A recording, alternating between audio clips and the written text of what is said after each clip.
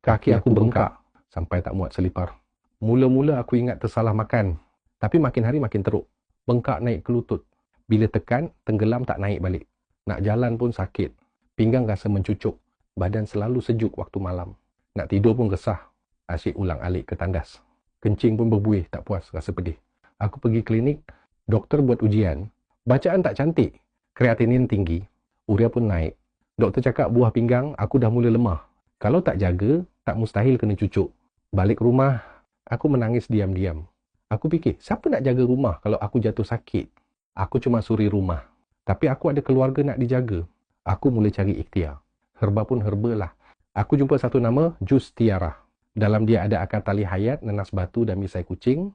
Herba yang orang dulu guna untuk kuatkan buah pinggang. Aku cuba. Pagi satu, malam satu.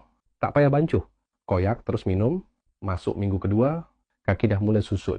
Dah boleh pakai selipar balik. Tak seketat dulu. Tidur aku makin lenah. Bangun pagi, badan rasa ringan. Tak sejuk macam dulu. Sekarang, aku masih teruskan minum. Sebab aku tahu ikhtiar ni bukan sehari dua. Tapi perlahan-lahan, badan aku berubah. Kalau kau pun tengah lalui benda yang sama, jangan tunggu sampai cucuk. Klik bel kuning.